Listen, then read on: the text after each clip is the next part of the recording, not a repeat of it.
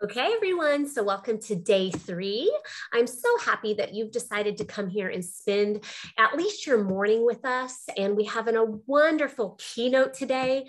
Her name is Michele Benyo, and she is all about teaching parents and families about grief.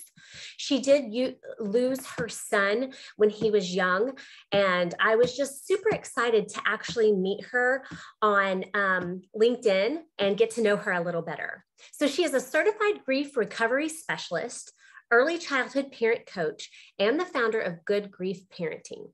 After her 6-year-old son died of cancer, her 3-year-old daughter said, "Mommy, half of me is gone." This heartbreaking statement focused Michele's career as an early childhood parenting specialist on the impact of grief on young children, particularly after child loss. Michele equips parents and other caring adults to recognize young children's grief and to provide the support children need to build resilience and cope well with the loss. The desire of Michele's heart is to see families live forward after loss toward a future bright with possibilities, even with joy. I thought in today's world, this was such a great session and something that all of us need to be aware of. So Michele, thank you so much for being here, and the floor is yours.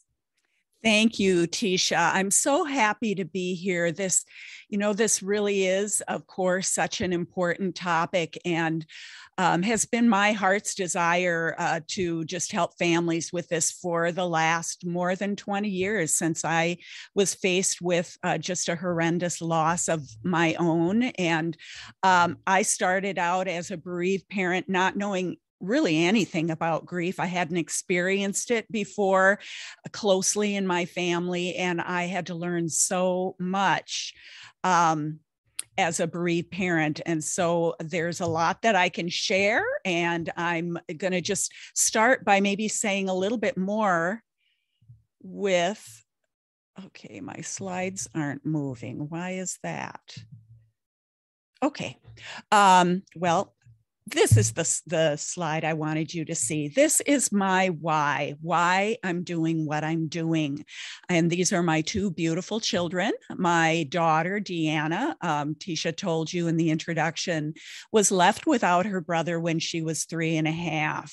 And I'm going to share some stories about her as I talk to you today, because she was my little case study as an early childhood parent educator, which was what I was doing when my son got sick. I was already in the field of early childhood. I went into that field, came out of communications and public relations in school districts, and decided to be an early childhood parent educator when I myself became a parent. And so I just felt like I had the perfect job. I was doing it for just a few months before my son was diagnosed with cancer. And that little girl in the left-hand corner of the slide was 15 months old when her brother was diagnosed. And she's the one that taught me so much of what I know about children's grief. These are my 2 really close siblings. They just adored each other. The picture of Deanna with the flowers there, David and Deanna, was on Memorial Day. My son died in May, and on Memorial Day, they had already gotten grass on his gravesite. We went there, and this is her picture of her leaving flowers for her brother. The other photo on the right-hand side also tells a story of children's grief, and that is my daughter's kindergarten picture. She was 15 months when he was diagnosed, 3.5 when he died. And she did say to me at that age of 3.5, "Mommy, half of me is gone." But then she was 6 when she was in kindergarten, which was the school grade that her brother was in when he died. And I got a phone call on picture day, and they told me that she was having a really hard time. She was very sad because she was very aware that this was the age her brother was when he died. And so I always think of that when I look at her little kindergarten picture. So this is just a snapshot of my why. Okay, I'm not figuring out. how to advance my slide. Oh, okay. Sorry about that. So let me just tell you a little bit about me and share a story about children's grief, my own grief as a child. I grew up in Baudette, Minnesota, which is way up on the Canadian border, a small town of 1,500. It's the gateway to beautiful Lake of the Woods. And I spent all of my childhood years there. Much time on Lake of the Woods. My dad was a fisherman. We spent a lot of time out on the boat. I had an older sister, a younger sister. My dad would put everybody on one of the islands in Canadian islands up there in Lake of the Woods and go out and fish. And I loved to stay on the boat with him and go out and fish with him. And he would teach me how to put the minnows on the hook and how to take the fish off the hook. But it wasn't until I got into high school that I realized he'd never really taught me how to fish. And I was still just very content to be on the water with him while he fished. And I have just wonderful memories of living in Baudette, Minnesota, growing up on Lake of the Woods. All of those memories blend together into a nice, warm, happy feeling, except for one. And that is my first grief story that I remember. And this was a scene like this one up on Lake of the Woods where the water goes on forever. And I was playing with my family. I was probably 5 or 6, playing with my family at the beach. And I had a blow-up toy named Wally the Walrus. And I loved playing on him. He was big and floated, and I could go anywhere on him, but I fell off one day and he scooted away from me and got out too far for me to reach him and too far for anyone who could swim to reach him. The wind just took him away. And I had to stand on the beach and watch Wally float and float and float off to the horizon. And I still feel the pit in my stomach. I still feel that feeling that I had as I helplessly watched him float away until I couldn't see him anymore. And this, I realize now that feeling that I still feel so clearly in my body was grief. And that was my first experience of grief that I remember. So let me ask you, if you were with me on that beach and this happened and you were an adult and I was little Michele watching Wally the Walrus float off to the horizon, what might you say to me? Think about that. Maybe you would say, "Ah, too bad, Michele." Maybe you'd say, "He's just a toy. Don't worry about it. Go play with something else. We can get you another one. Don't cry."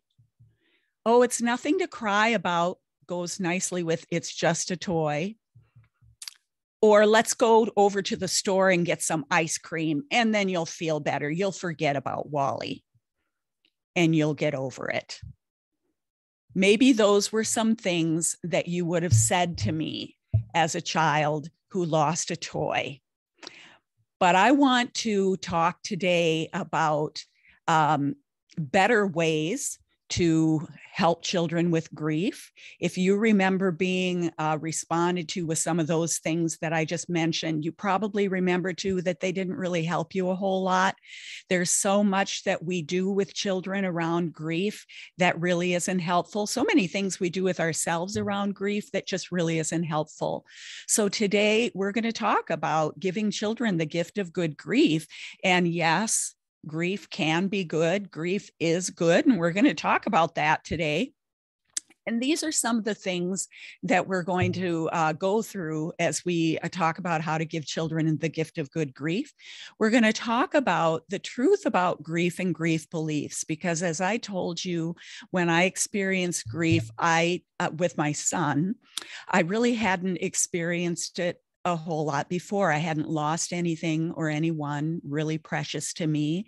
And I learned a lot of things about grief that were not as I believed. And I think maybe you'll find that too as we talk today. We'll talk about what children's grief may look like, because it is very different from adult grief, and we can't always tell by looking at a child whether they're grieving or not.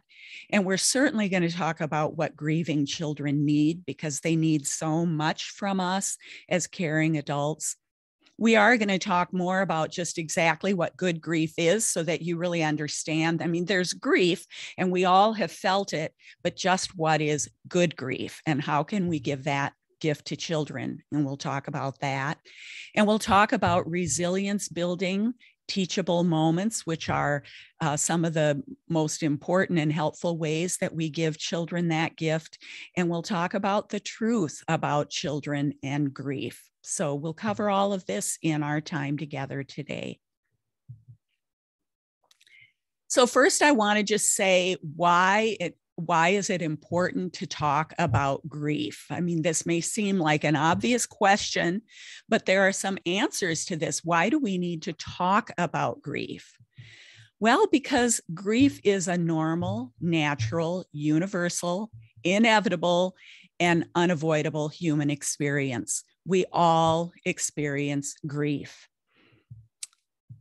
Children grieve too, even the very young. And again, I have a story I'll share with you about my 15-month-old Deanna that made it so clear to me that she was deeply grieving. And many people don't really realize how true that statement is. Grief is different than sadness. We tend to, I even do this myself, tend to talk about grief as being sad, but grief is so much more than that. And when we're working with children, it's helpful for us to give them the most complete and helpful information about grief. So it's important to talk about that.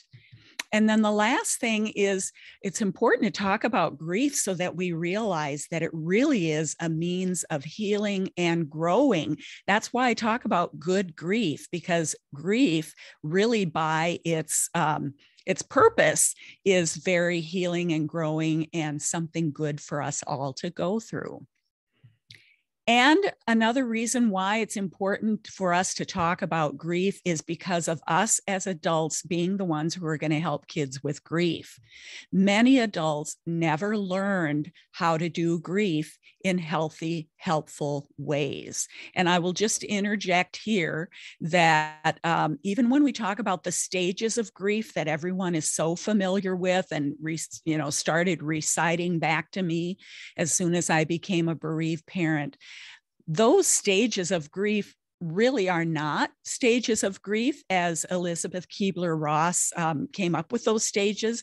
They were stages for people who were diagnosed with a terminal illness and were facing their own death. And so if you're like me, I didn't learn how to grieve before I was faced with the loss of my son. And then when I was trying to do that grief, I was really confused by some of the information that I got because the stages of grief didn't work for me. They didn't happen for me. And the reason is that that's not really what those stages were designed for. But that's not the topic today. I'm not going to go into that little education lesson today, but just be aware of that. And then unless we are intentional about better ways to do grief, we're going to do grief and help children with grief in the same way that we learned about it. And those are not the most helpful ways. We're going to give children misguided ideas about grief and coping strategies that aren't helpful. All of the strategies that come out of and attitudes that come out of those comments that I shared earlier that well-intentioned adults are often prone to say to a child that's experiencing grief, to tell a child not to feel bad, to tell a child not to cry, to say, oh, it doesn't matter, we'll just get another one. All of those attitudes about grief are just simply not helpful. And then the last reason why it's important to talk about grief is because grief is a mental health issue. I just really loved listening to Selena Terina. I'm sorry, I'm getting Selena Tureen talk about children's mental health yesterday. She just had such wonderful information. And grief is a mental health issue, not just for children, but for adults as well, of course. Okay, so let's just talk about exactly what grief is, because we know it's important to talk about it. Let's make sure we know what we're talking about. Grief is the normal and natural response to loss of any kind, big or small, Wally the Walrus or brother. Those are both instances for grief.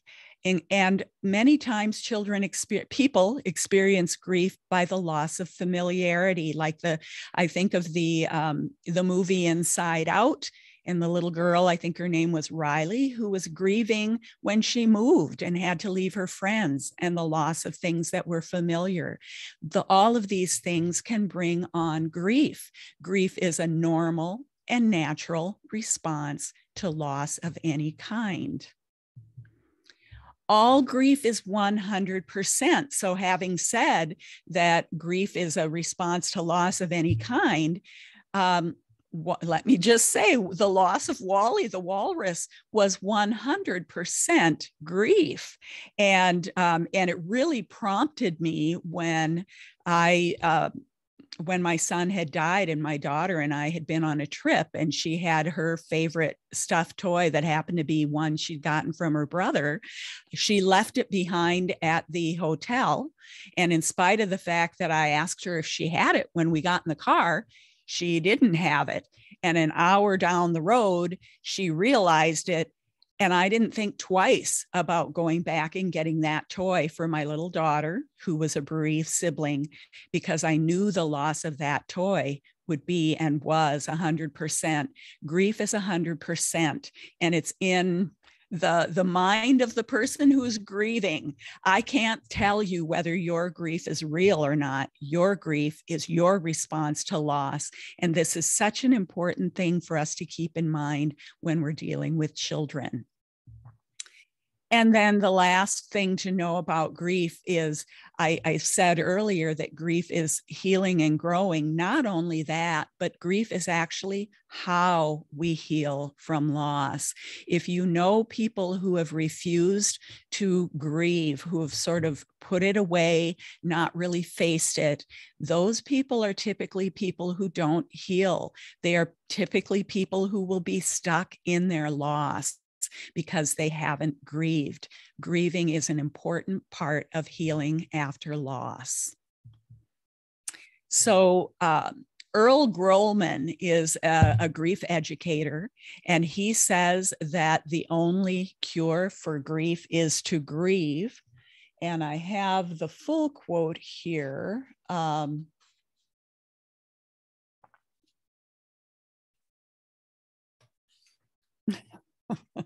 Grief is not a disorder.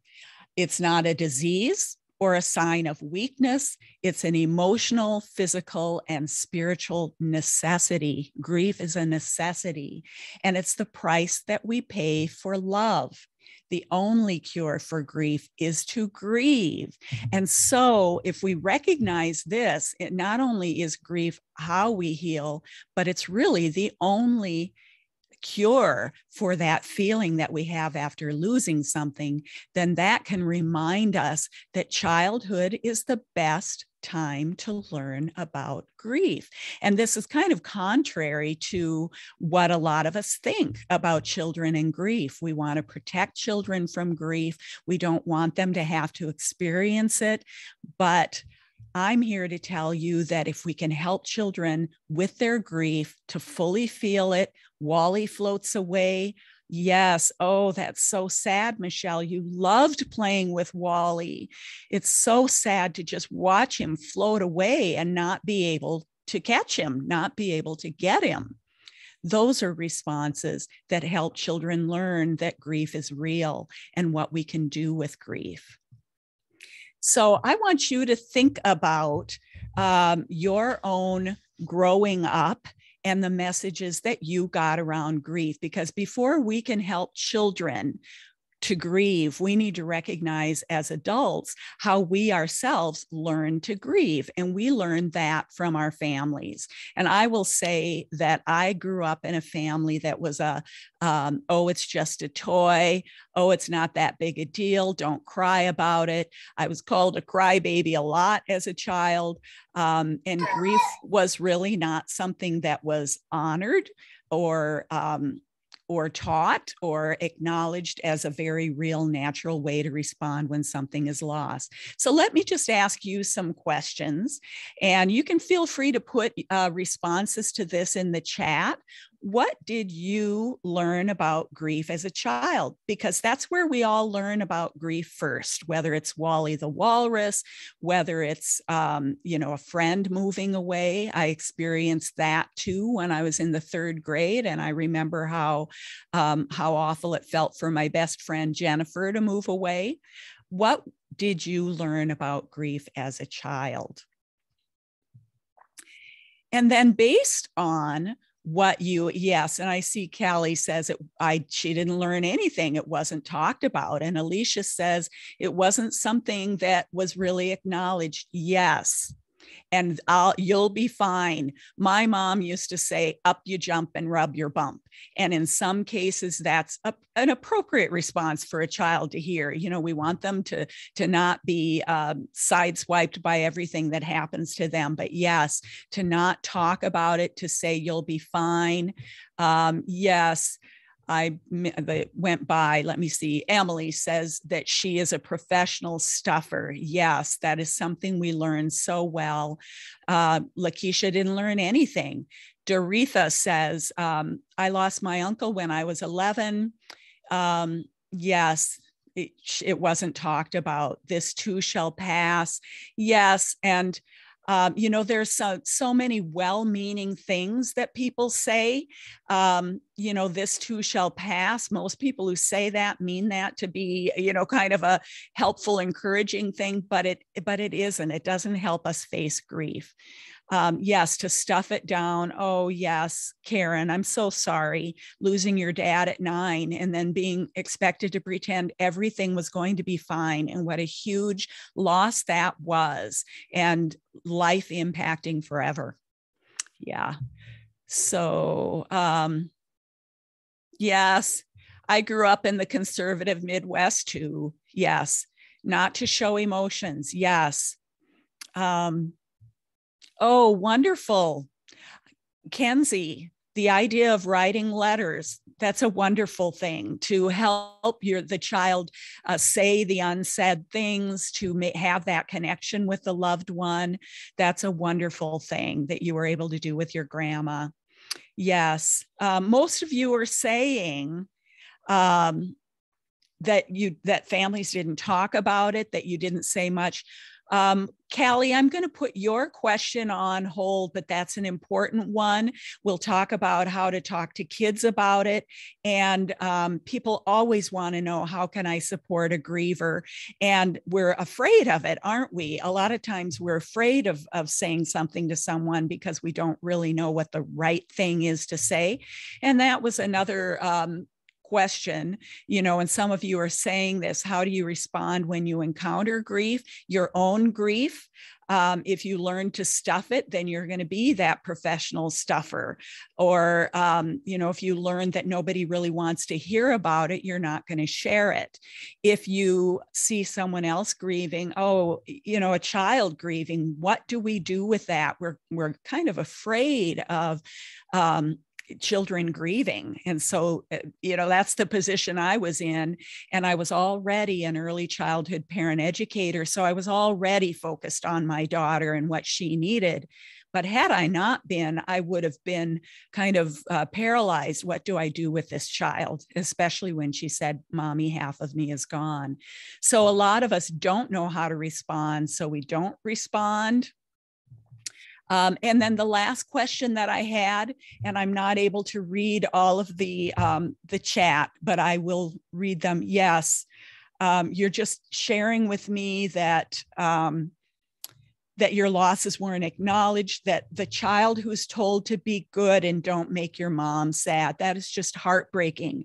That's putting the adult's needs and the adult's grief on the child. And I'm going to talk with you today about what to do instead, because that's a huge burden for a child to carry. The question, are you okay? Boy, if you heard that as a child, you are a rare person, because usually we don't think about the child. I had my daughter, I lost a child. My husband lost a child. Most of the support that I found was for me as a bereaved mom, him as a bereaved dad. People might even ask the child, how are your mom and dad doing, instead of how are you doing? So if you, Sarita, got the question, are you okay? I'm so happy that someone asked you that, because that's such an important question that children often get overlooked on.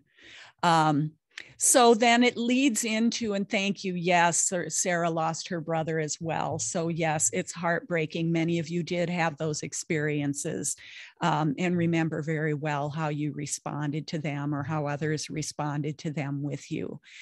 So that leads us to this last question, which is, because we get these ideas based on our experiences.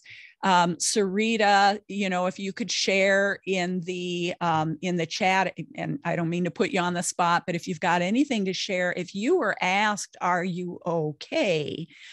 I'm wondering what that taught you as a child, or how young you were when you got that question, because so many children are not asked, their loss isn't acknowledged, they're not brought into the conversation, their feelings and their needs and their experiences are not acknowledged as much as the adult. And in many cases, it's because the child isn't going to be as verbal about it or as visible about it as the adult. So then what do you believe is the right way to cope with grief? Those are things that you learned from your experiences as a child. And for me, I will say that even though I had parents who kind of brushed a lot of my feelings under the rug, I will have to say that that I'm here with you today because I really resisted that as a child. I often think that I'm where I am today doing the work I'm doing, that I was prepared for this by growing up in a family that had those Midwestern ideas about, we don't talk about it. We don't really acknowledge the hard feelings. When kids hurt, we don't know what to do with it, so we don't do anything with it, those kinds of things. But I, in my deepest being as a child, somehow knew that I had a right to have these feelings, and that I had a right for adults to care about those feelings. And I think that's had a lot to do with bringing me where I am. It wasn't what was role modeled for me as much as it was what I needed. And I was really struck by one of the speakers. I think it was the first day, and her name was it Macy Doyle, who said, be the person you needed when you were younger.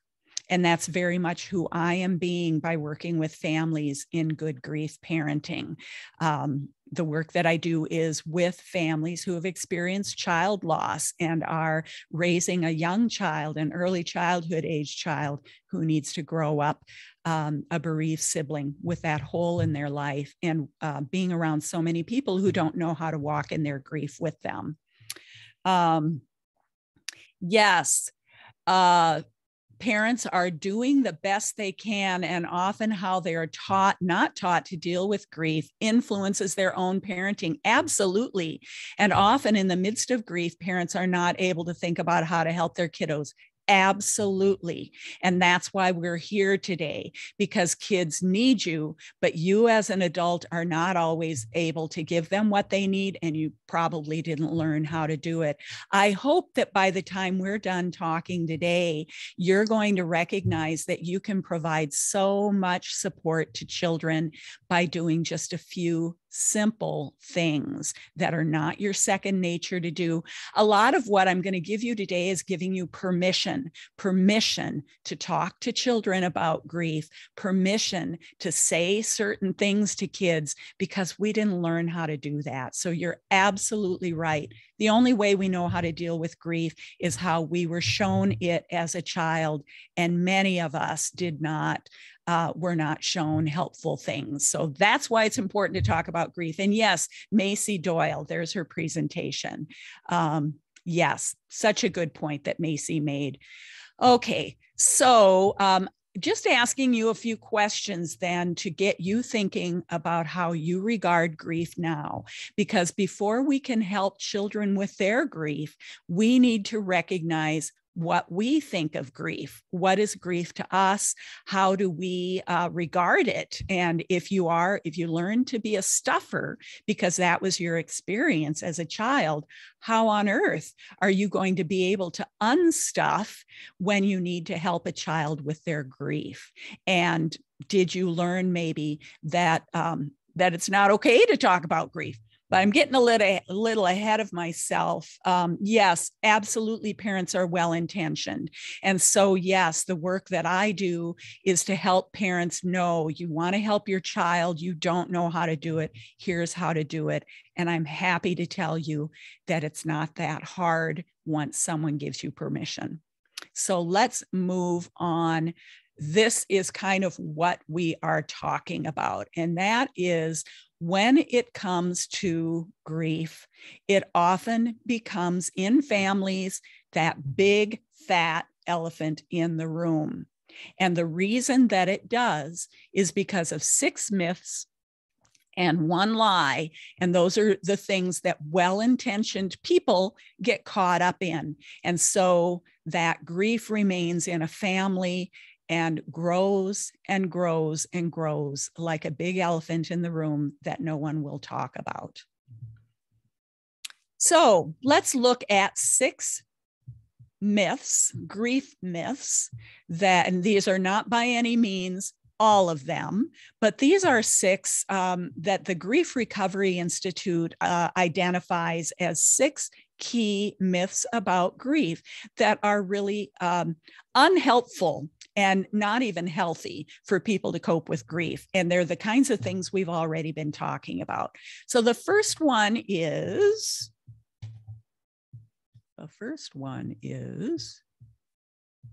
oh, I must have a broken link here. Okay, well, the first one is, I don't know what order I had them in.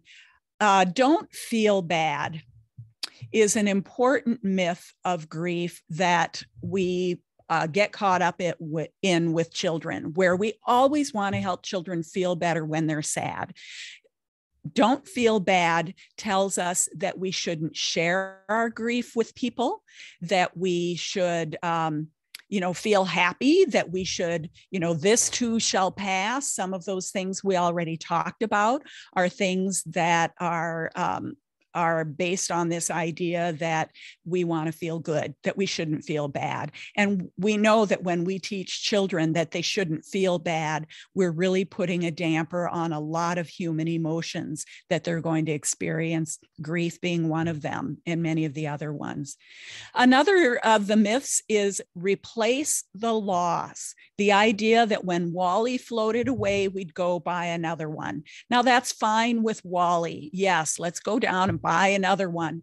But that's not something you can do when you've lost a beloved pet. For example, telling the child we'll go get another puppy, that puppy isn't going to be the dog who died. And we cannot replace the loss.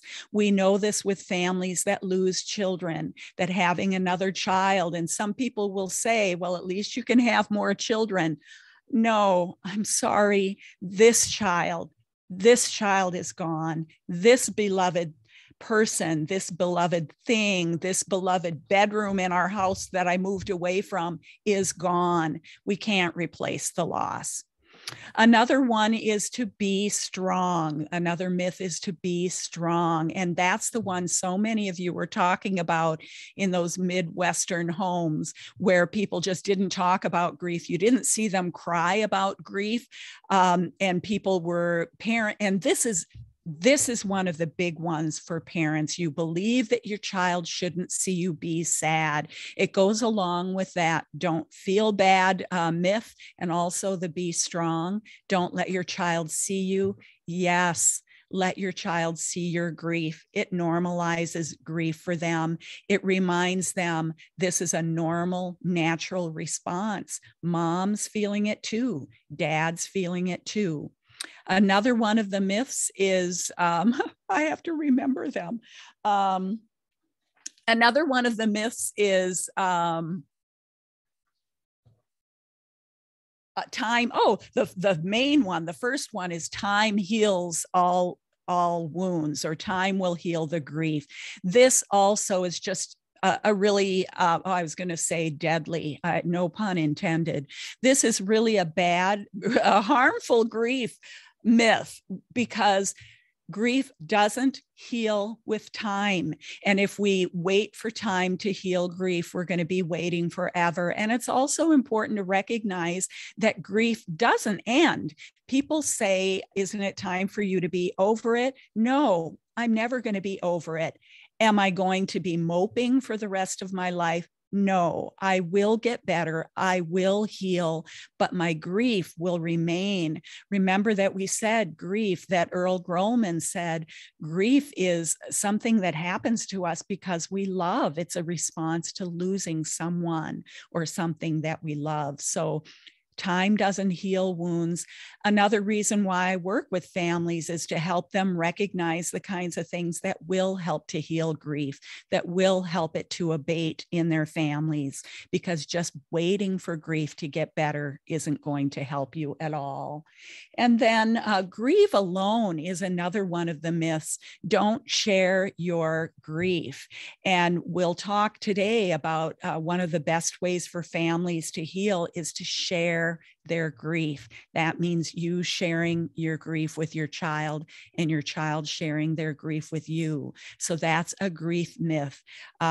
So many people after my son died said, oh, I've been thinking of you, but I didn't call you because I didn't want to bother you. And I was thinking, boy, I would have loved to have had someone call me and say, I'm thinking of you. If I didn't want to talk to them, I didn't have to answer the phone, or I could just say, I don't want to talk right now. But I couldn't talk to them if they didn't call me. So if you are one of those people who hesitates, don't hesitate. Just tell your friend, your loved one, your person who's grieving, I'm thinking of you. I'm here if you need me. I'm here if you want to talk. That is priceless and precious for a griever. Keep busy. Going right along with some of those don't feel bad ideas is, if we keep busy, we won't think about it. No, if you keep busy, you're not grieving. And if you're not grieving, you're not healing. Remember, grief is how we heal. So again, some people who have the hardest time with grief years later are still grieving, are people who pushed it away and didn't allow grief to do what it needed to do. So what we're going to talk about today is how to allow grief into families. Now, I work with families, but I also do train practitioners like yourselves, and I believe there's some of all of you here, but any of us who care about children need to know how to help grief be recognized and acknowledged and accepted and worked through and experienced in children's lives. And so keeping busy is not helpful. So the myths that are not coming up in the little box are time heals grief, replace the loss, don't feel bad, be strong, grieve alone, and keep busy. And none of those myths about grief are particularly helpful. Okay. Oh, here we go. I'm having trouble figuring out where I'm supposed to advance it. It doesn't work the same on Zoom. Okay, here we go. Here are the myths that I just talked to you about. Okay, let's talk about the lie. This is a big lie that creates that elephant in families where there's been grief, and that is that children should be protected from the pain of grief. This is a lie for two reasons. One, we can't. We can't protect children from the pain of grief.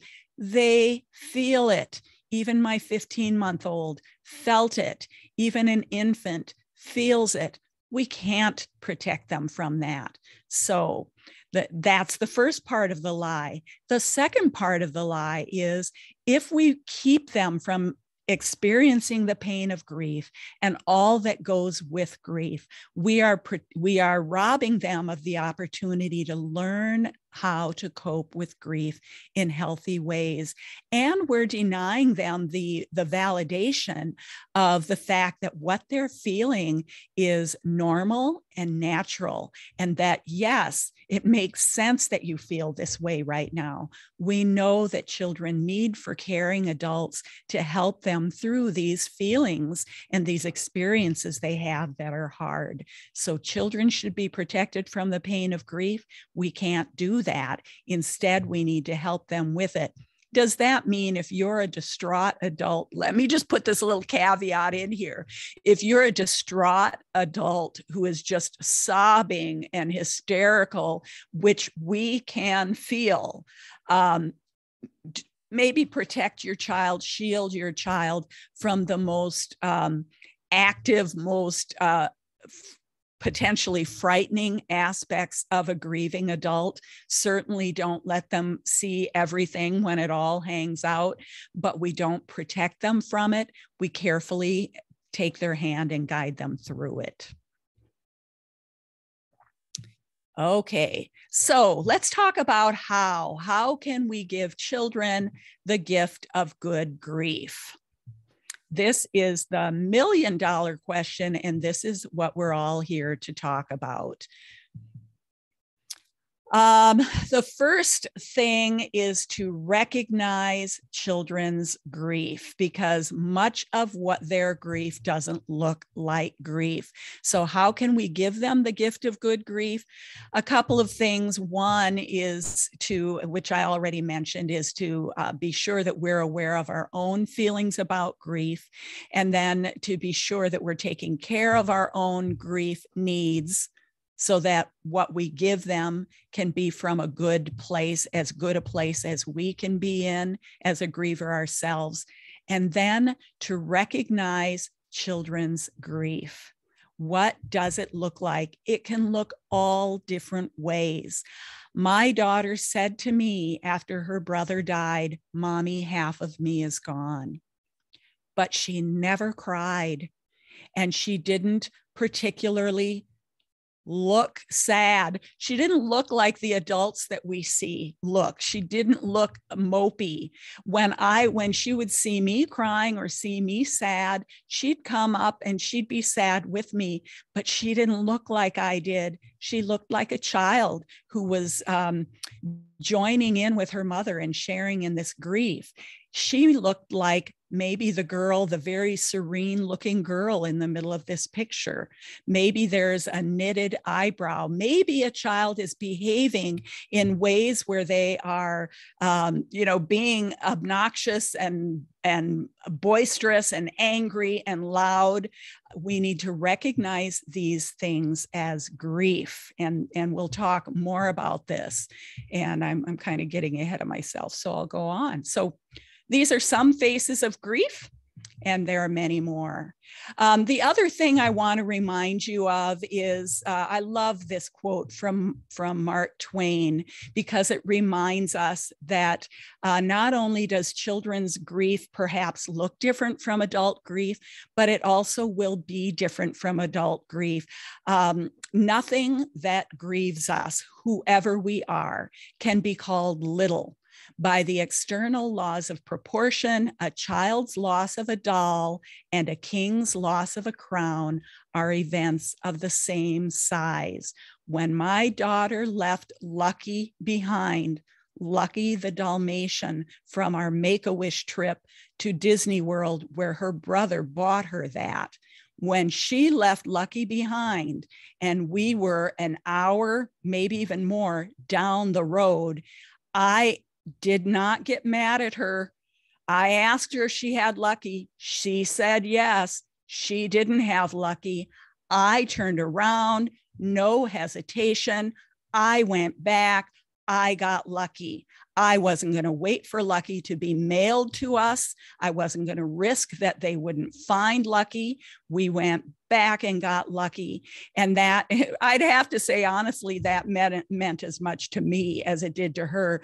But the point is that children, and Lucky's maybe not a good example of this quote, not as good an example as Wally the Walrus, because he had no emotional meaning to me. He was just a toy, but that loss was still really painful to me, really a grief experience to me. So the point is that children are going to grieve things. If I lost Wally the Walrus today, same situation, playing on the beach, he gets away from me, I guarantee you that would not be a grief experience for me today. It'd be a disappointment, but it wouldn't be grief. But children experience grief, and we need to validate it and honor children's grief, no matter what it looks like to us, no matter what size it is. So this is also going back to the point that I think I made already. I'm forgetting what order my slides are in, that grief is 100%. The loss of Wally the Walrus is 100% grief. The loss of my son is 100% grief. They're very different losses. One means everything to me. One means nothing to me now except a memory, but they're all 100%. I'm seeing some stories. I don't have the time to read some heartbreaking stories in there. Thank you for sharing those, and I will look at them. So this is an important thing to recognize, that children's grief is so valid. What might it look like? I'm telling you, it will look different from ours. So what might it look like? Well, children are going to show, and it won't be the same in every child, need I say that, because we know all children are individual, and it won't look the same in every child, which is why this can be a challenge. And it won't look like adult grief, which is why this can be a challenge. But certainly some kids are gonna lose interest in things that they used to enjoy. You're gonna say, why don't you go play with this? And they're not gonna be interested in it. Their sadness or their expression of that sorrow is going to be off and on over an extended period of time. I know that sometimes adults wonder why the child doesn't look like they're grieving. And the child can flip in and out of grief because it is such an intense feeling for them. Children of this age can't cope with these intense feelings for very long. They're feeling them, but they're going to have to flip in and out of them. And yes, it will last a long time. And I will tell you, and we're talking today about all kinds of grief. I come from the perspective of what in families is one of the worst losses you can experience, and that's the loss of a child, because it impacts the parent who needs to parent when there's a child who isn't there who should be, and when the child that they're parenting is also bereaved. That is a really different kind of grief than moving from your familiar town where your friends were. But both of those are 100% grief, and both of those are going to last for a while. And so as a child, the child needs to manage these emotions. We know we help young children in early childhood so much with regulating of emotions, and we know what a challenge that is for them. Not only is grief an emotion, or it's actually not an emotion, it's many different emotions and experiences. It's more than emotion.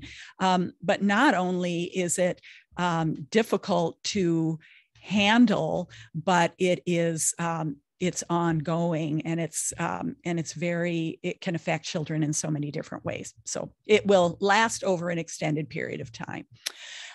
Many kids are going to revert to younger behavior. They're going to be clingy. They're going to want your attention when you thought they were beyond this. We know that kids behave this way sometimes when they're in an uncertain situation. Grief is all of that. It's uncertainty, it's insecurity, it's confusion. So yes, some children will revert to younger behavior. They'll be clingy. They'll need you. They'll want your attention because they're dealing with something that they don't understand. Some kids are going to be more aggressive.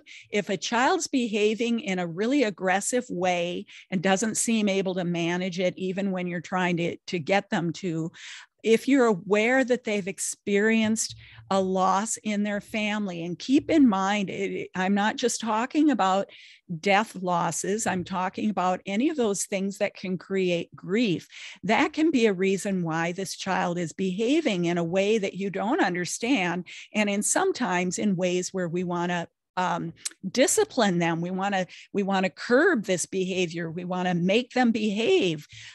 We really do need to recognize that this could be grief, and that before we discipline in a way that doesn't show a lot of understanding for their behavior, let's think about what's behind the behavior. And of course, this is important with so much of what children do in the early childhood years, because they just have not learned yet to regulate. And grief is one of those less familiar things that they need to learn, experiences that they need to learn to regulate. Okay. Excuse me.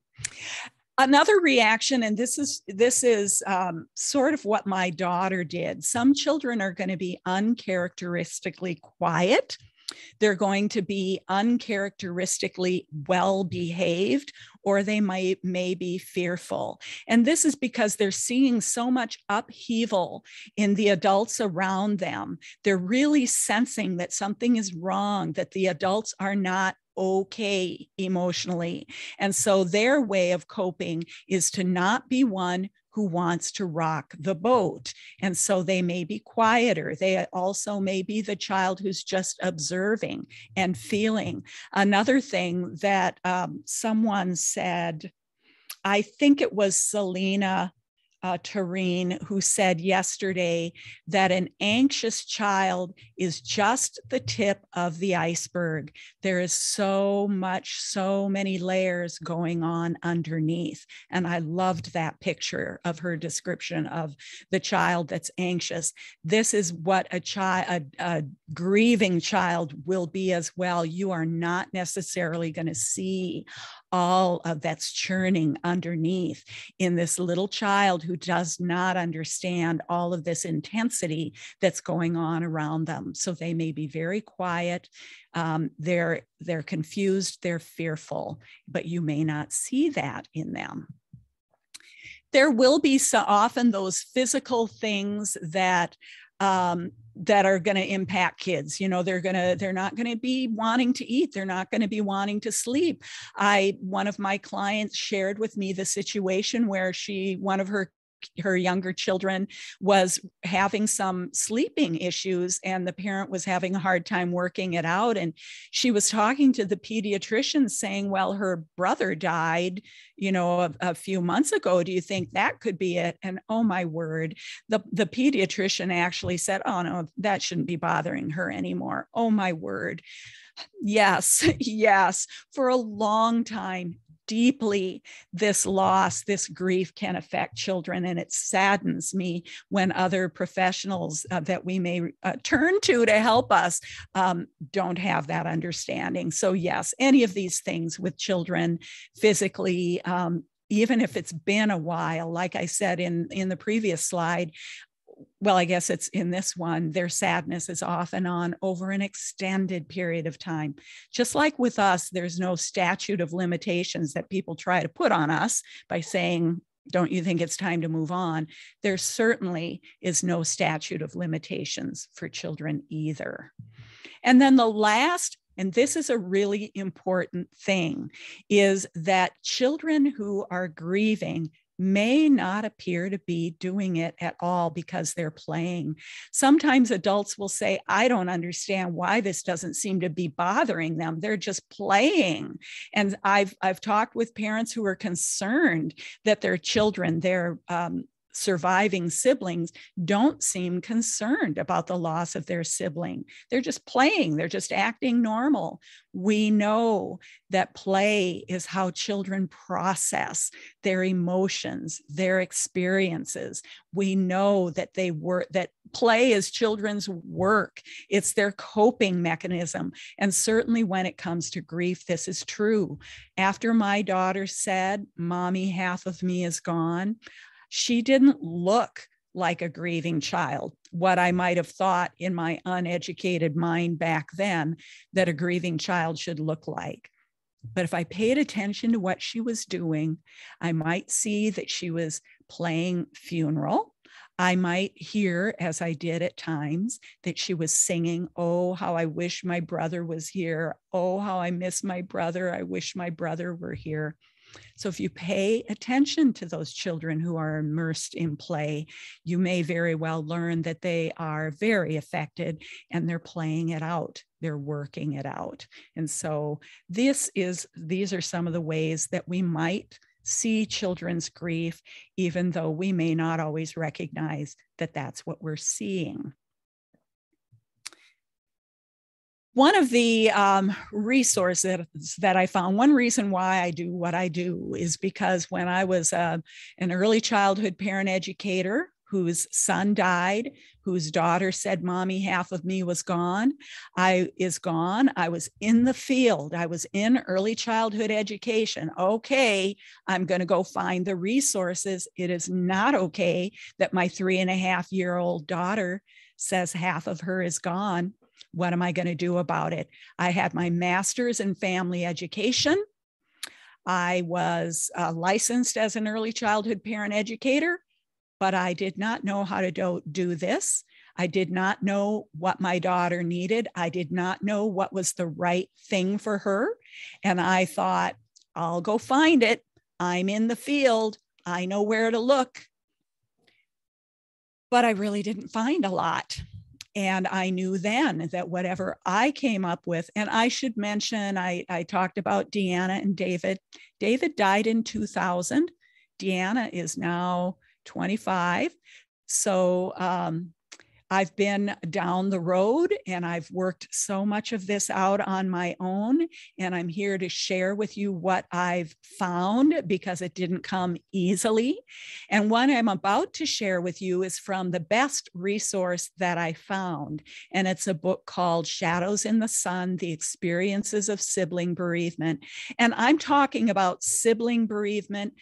And these responses that I'm going to share are sibling responses, but I'm going to talk about them today as responses that children could have anytime they experience any kind of loss because of the support that they get or don't get.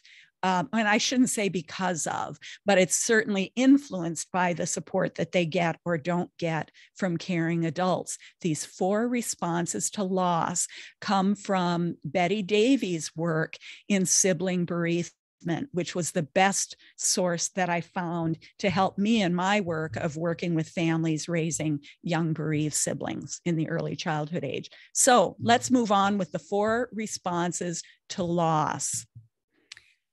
When children experience loss, this big thing that's going on in their life around them, the adults, they can see the adults are impacted. And again, now I'm talking about death, loss, big losses. Everything I'm saying today applies to any loss, divorce, moving, loss of health in a family, a parent becoming ill, not being able to be the kind of parent that they used to be able to do. All of these are losses that will affect children, where children need this support. So everything I'm sharing with you today, when I get kind of into the bereaved sibling place, just know that all of this is applicable to children who are grieving any kind of loss. One of the responses may be, I don't understand. There's something big going on, but I don't understand it. I don't know what it is. Excuse me. Another response might be, I don't belong. Suddenly the child feels out of place. Things aren't the way they used to be. I don't belong here. During a divorce, maybe the parent parent remarries, and there's a family that the child joins, and the family doesn't feel a part of, the child doesn't feel a part of that family. The child goes to a new preschool after they've moved. They don't feel like they belong. This isn't familiar anymore. This is very much a response to loss. I hurt inside. Yes, children hurt. You may not see it. My daughter, who said, "Mommy, half of me is gone," didn't cry. Losing half of yourself is incredibly painful. She hurt inside. They hurt inside, but we may not see it. It's a very real response. And what we're going to talk about today are ways that you can respond to children, whether they're thinking any or feeling any of these things or not. It really doesn't matter. We just know children are grieving. And the last one is, I'm not enough. And this is particularly true, I think, for siblings, because when a child dies, the parents, of course, and the other families, people who knew the family and knew the child, of course, are missing that child and remembering that child and talking about that child. So it can make the bereaved child feel like they're not enough. Everybody's talking about David. What about me? Maybe I should have died instead. All these thoughts come to children's minds. They feel like they're being somewhat ignored. They don't matter. They're not enough. So it's important for us as adults in any kind of loss with a child to recognize that they can be internalizing this loss experience with one of these responses, even if it doesn't make sense to us, even if it doesn't seem reasonable to us. We know this about young children with their magical thinking and all of those things. The thoughts that come to their minds are not always what we, from our adult perspective, might think are warranted. But these are 4 responses that I want to look at today when we talk about what children need from you as an adult. So, I don't understand, I don't belong, I hurt inside, and I'm not enough. So, let's talk about what grieving children need. And we're going to take each of one of these potential messages in their mind, ideas in their mind, to talk about this. So some children may not understand what's going on around them. They may not understand because you haven't told them, because you're protecting them from the pain of grief. What that does for a child who's not involved in the experience of grief that is so clearly happening around them is it creates confusion for them. They wonder what's going on. They don't understand it. What they need from you is accurate information. And here's a I don't know if controversial is the right word for it, but hear me on this. They need honest information, accurate word choices. And that means when someone died, you say someone died. One of my clients shared with me that Grandpa said Grandma went to the moon. No. Don't tell children something fluffy, something that's not true, something that you somehow think might make them feel better. It won't. Grandma's gone. It really doesn't matter whether she went to the moon or whether she went to Timbuktu.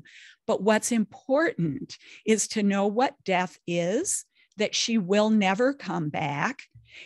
Do really young children understand the concept of death? We know that they don't yet, but I took note in a couple of the sessions earlier this conference as well, where I don't remember who it was, talked about choreography and said, yes, we use the word choreography. Choreography is a big word. Why don't we just say we're learning how to dance? You know what? We give kids vocabulary words all the time that they're going to grow into. Yes, it's choreography. They can learn it in early childhood. Yes, it's death. They can learn that in early childhood. They can't maybe comprehend it, but they can get the word. It's the only accurate word that tells them what happened when someone died. Another example from one of the presenters earlier this week was talking about vocabulary, hearing the children talk about building big, big buildings. And she gave them the word skyscraper and enjoyed hearing them use the word skyscraper as they continue to build their big, big buildings. So children can learn the word death, even if they can't quite understand everything about it yet. When they learn, when they grow old enough to understand all about death that they don't understand now, they will have the accurate information that that's what happened to their brother, that that's what happened to grandma, and there won't be any confusion. Oh, I thought she was on the moon. That's why this parent actually told me their child wanted to become an astronaut.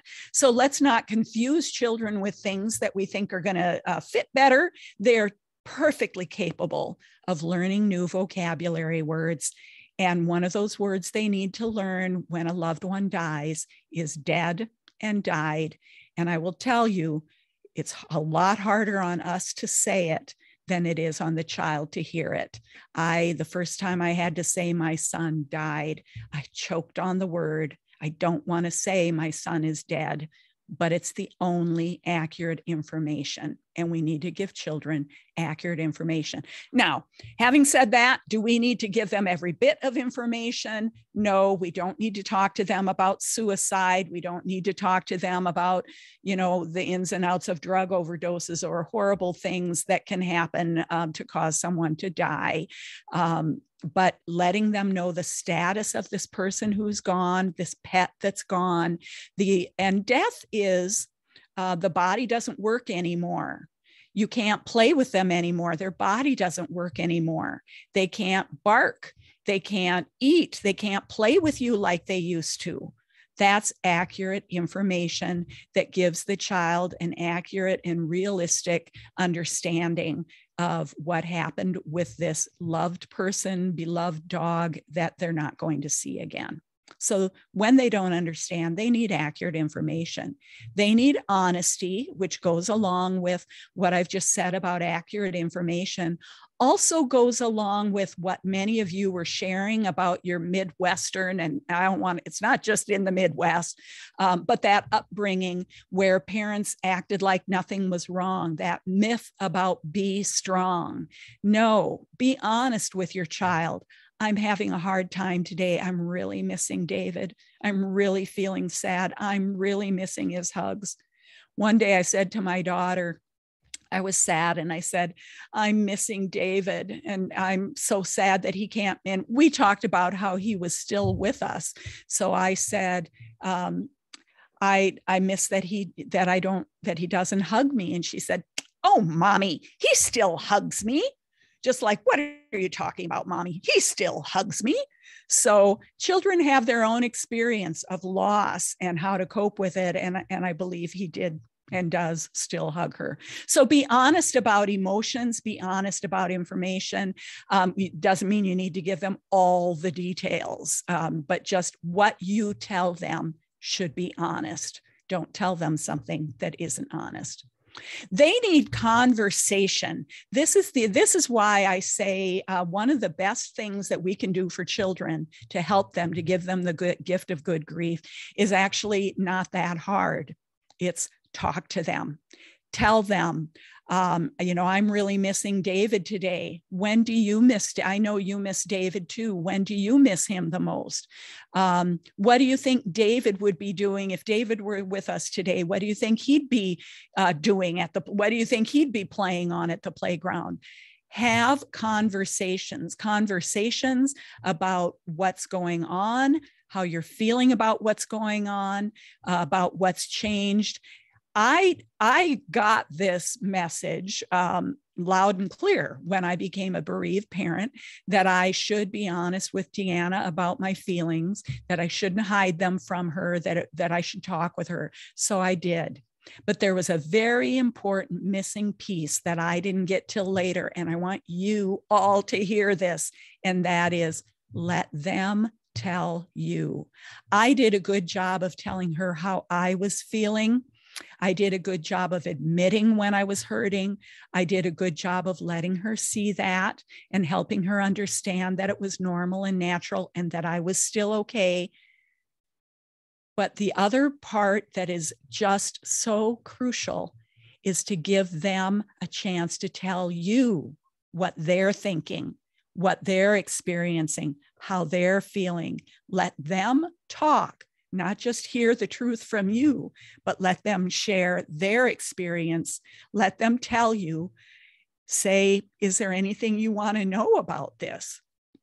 Let them ask you questions. Look into their eyes. Stop what you're doing. Get down to their level. Let them see your face and let them be heard. These are simple ways to give children the gift of good grief. So, patience. Children, as we know, are grappling with all of the new stuff that they're learning. They're grappling with what this death is. They're grappling with what happened. They're grappling with why David won't come back. Deanna understood very much about her brother's death. She spent a lot of time with us in the hospital, which I feel was such a wise decision. I'm so glad we did that. She knew he was dead, and she wanted to pack up a backpack of toys and send it to him. So be patient with their ideas. If they will ask you over and over again when children are processing something that's challenging for their precious little minds, they may ask you over and over again for the same question they asked you yesterday that you answered. They're processing. What they need from you is for you to answer the question again. They need for you to be patient. They need for you to maybe even say, I know this can be really hard to understand, you know. Acknowledge what they're experiencing and that they don't understand. The next thing is, what do grieving children need when they feel like they don't belong? They need connection. That's another thing that they often lose unintentionally when adults don't want to expose them to what's going on. They lose connection. When my daughter was, when my daughter was 15 months old, the first night that her brother went to the hospital, she and I were home, and my husband was at the hospital with David, and Deanna, 15 months old, wandered around the house, upstairs and downstairs, going to the garage door, going to David's bed, upstairs, downstairs, wailing, just wailing. It was alarming to me. It wasn't that long ago that that people believed that children don't grieve. I'm here to tell you, like I say, she was my little case study from the beginning.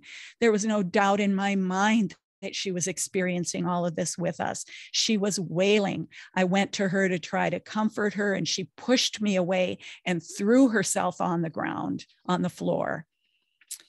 So we knew that we needed to keep her connected. There were 4 of us in this family. There were 2 children, 2 parents. When we were in the hospital with David, Deanna was in the hospital with David. We live in a cul-de-sac. I have a sister nearby, many people who loved and would have loved to care for Deanna, but we said, she needs the connection with the rest of the family. Many families made different choices than we did, didn't want their child to be exposed to the hospital. David was in a children's hospital. They had wonderful sibling care. Even if they hadn't, she would have been there. She got to be in his room with him. She got to have that relationship with her brother. She knew what we were all doing. She wasn't home by herself, wondering, why aren't mommy and daddy and David here? I mean, of course, you know, there were those occasions. She was very much in the know about this family experience. They need connection so that they are able to belong. And this is, I'm not saying everyone needs to make the same choice I did. This was a very good choice for me, for our family. This is just an example of how children may feel they don't belong, and that when we protect them too much, then they feel disconnected and they feel like they don't belong. It would be really easy for her to no longer feel a part of the family if we had all been somewhere without her for extended periods of time. So they need connection. They also need their security restored. What Deanna was feeling that night that she was wailing was she had heard hushed conversations. She knew her parents were upset. She knew something terrible had happened. She knew her brother was gone. Her secure little world was just upended, and it had to be restored. There had to be some restoration of security for her, which was another reason why having her with us in the hospital was a good choice, because she got to be part of that new, dare I say it, new normal that we were experiencing as a family. Continuing bonds, continued bonds is another thing that children need. And again, I talk of this in the case of a loss of a sibling. You need it with anything that you lose. We need to continue the bonds. There's a newer grief theory called continuing bonds, and it encourages grievers in what they instinctually know, which is, yes, it is healthy and helpful to carry on the relationship. Relationship with your loved one. And so children really need this to cope with the loss of something. And I hope I'm sure I'm making a bunch of noise. I'm really sorry about knocking my microphone down. So continuing bonds is counter to that idea that many people have that we need to move on from the loss that created the grief. For children, it's really important for them to have opportunities to continue the bond. And that is one way that they continue to feel like they belong, because the thing that was familiar is still there in some form. And so that's part of what can help children with feeling they don't belong. Continuity, we know this, that the routines that they have, that's why in early childhood programs, it's so important to have those rituals and routines. Sorry about my microphone. And then the last thing is consistency. As much as possible, keeping things consistent from day to day so that children know what they can count on and don't feel disrupted.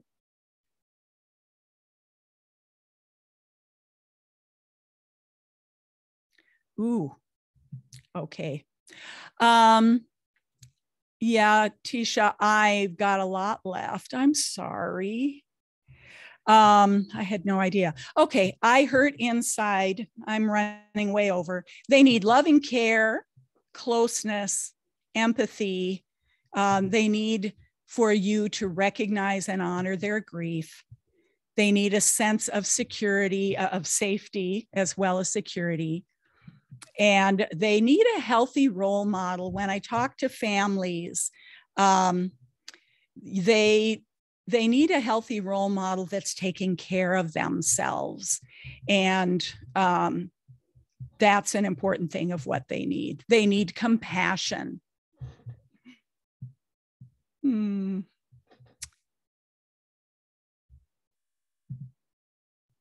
Okay, I'm just pausing to respond to Tisha here.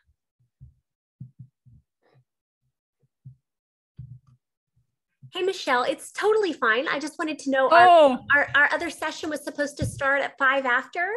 And oh my. yeah, I know. Have I been going 50 minutes already? I know. That's because everybody Heavens. is so into your topic and it is Well, so amazing. there's a lot. I will zip.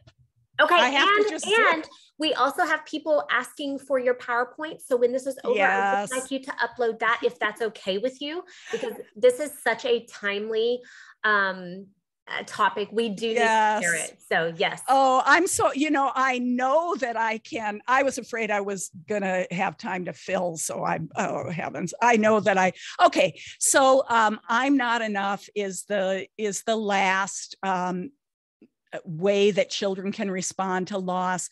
And then they need those things we already talked about, that connection. They need your attention and intention.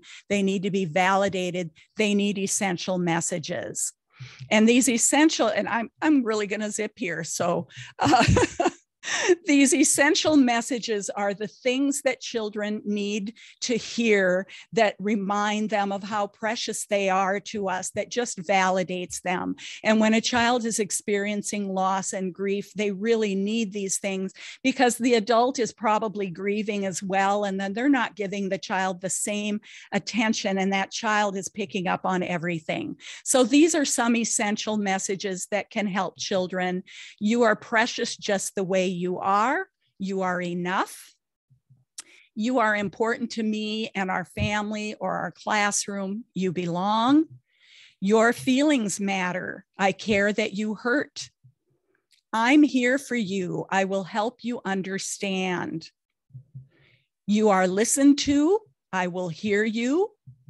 You are cared for. I'll do my best to meet your needs. Sometimes when adults are fragile, that's scary for kids. They want to be sure their needs are going to be met, that you're going to be able to care for them. It's important for them to know that you are able to care for them. You are safe with me. You are not alone. Just a caveat here, don't tell children you'll never leave them because you can't guarantee that you won't. So just say you are safe with me. I'm here now. Those are the things you can say. Don't make promises to them that you aren't sure you can keep. I know you can handle this is important. I have confidence in you. These are big feelings, but I know you can handle it. And I believe in you.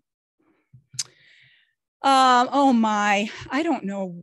Okay, I really have a lot left. I can't believe it. I'm bad management of time. Sorry.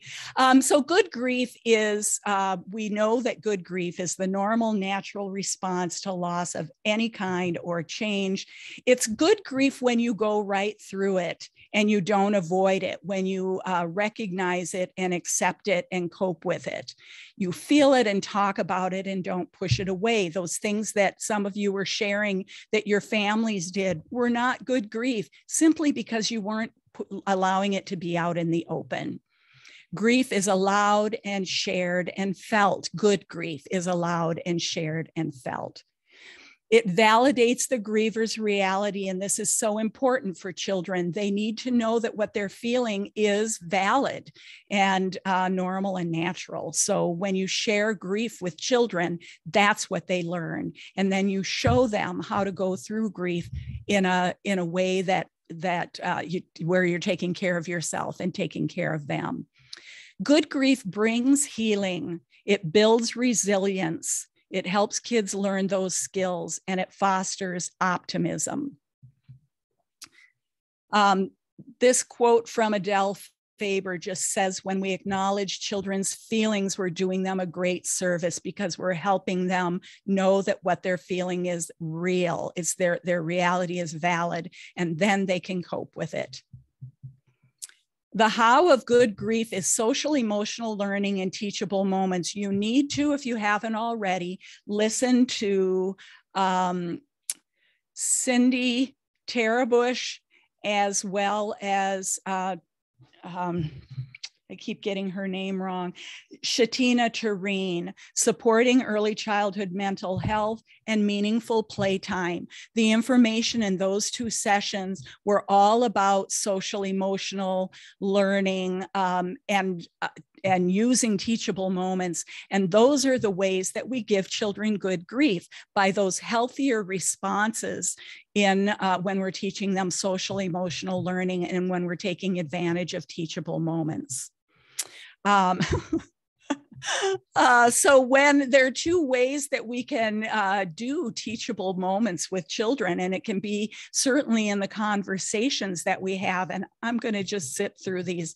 I just can't believe how awful I was with the time and let it get away from me. I'm so sorry because I've got a lot here. So, but I will give you the slides, and also you can reach out to me anytime. My contact information will be available.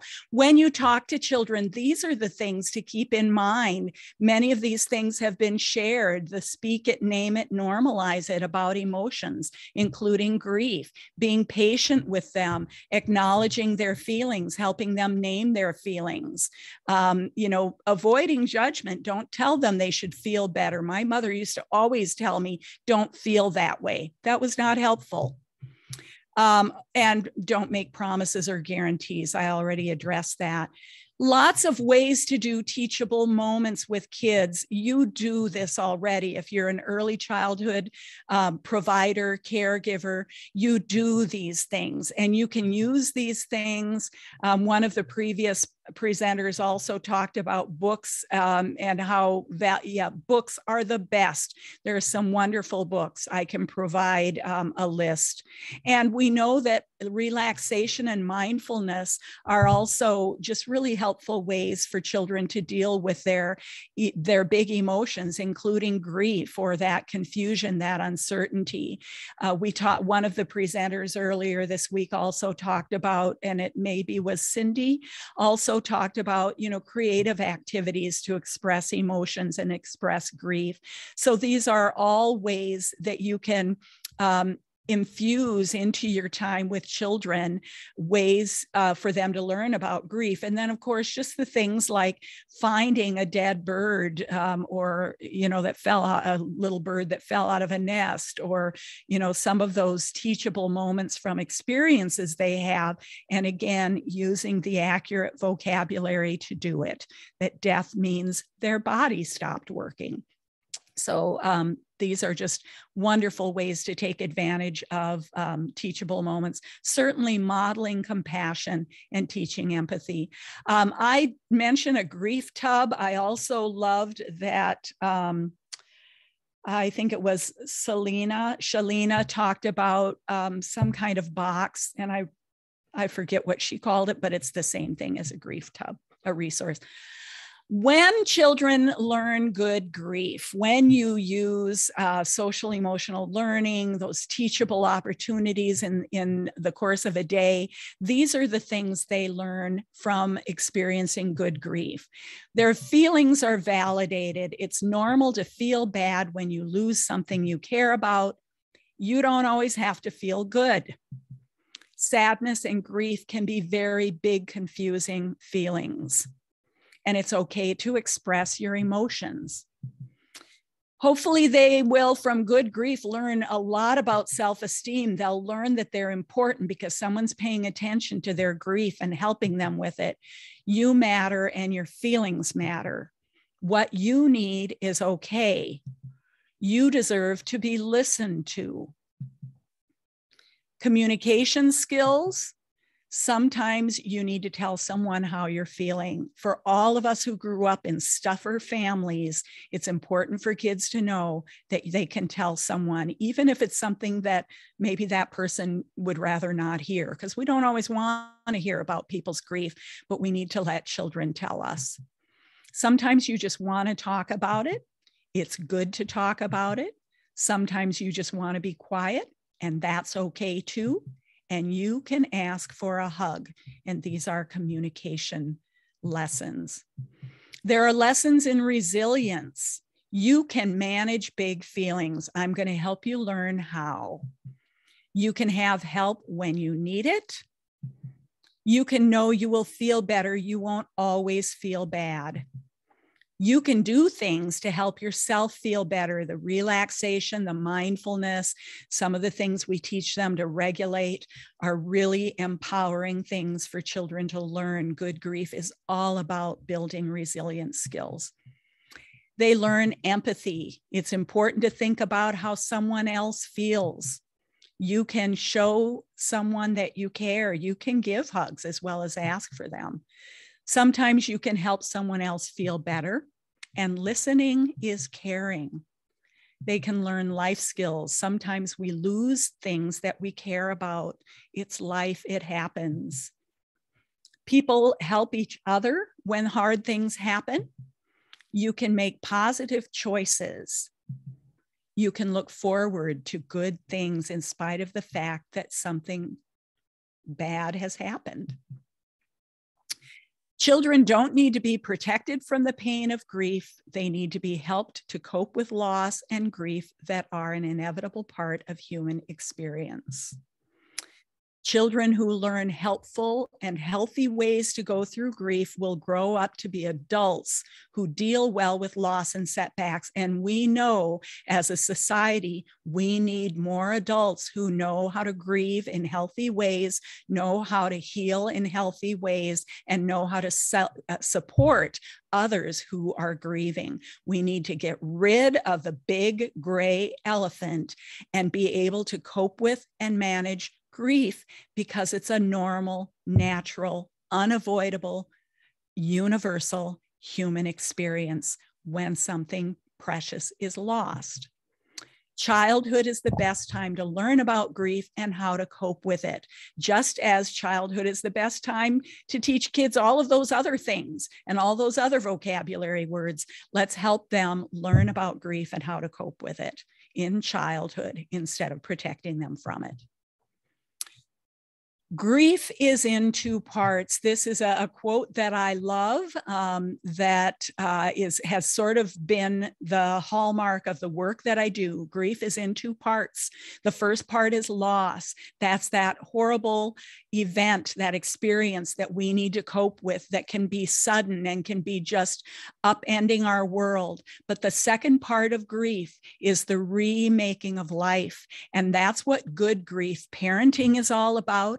I help parents who have lost a child learn how to remake life so that they can have a future bright with possibilities and even joy without that precious child that they lost, so that they can give all of their best to the precious child they're still raising, so that they can help an early childhood age child grow up whole when half of them is stripped away. And so this is what I have offered you. We can do this. We just need to be honest and upfront with children about the things you're already doing, all of you in early childhood education, teaching social emotional learning. You are laying the foundation for good grief. And now you just need to understand what children need from us and help them get it. Caring adults can help children heal and grow in positive ways from even the most painful experiences with the gift of good grief. Thank you. And that's my zippity-doo-dah to the end here. I'm so sorry to have rushed you at the end. And I wanted you to be able to finish because honestly, yes. We know that this is so timely and it's so important and it is needed. And all of us were just engrossed and engaged. I'm going to go ahead and stop this so that we can chat.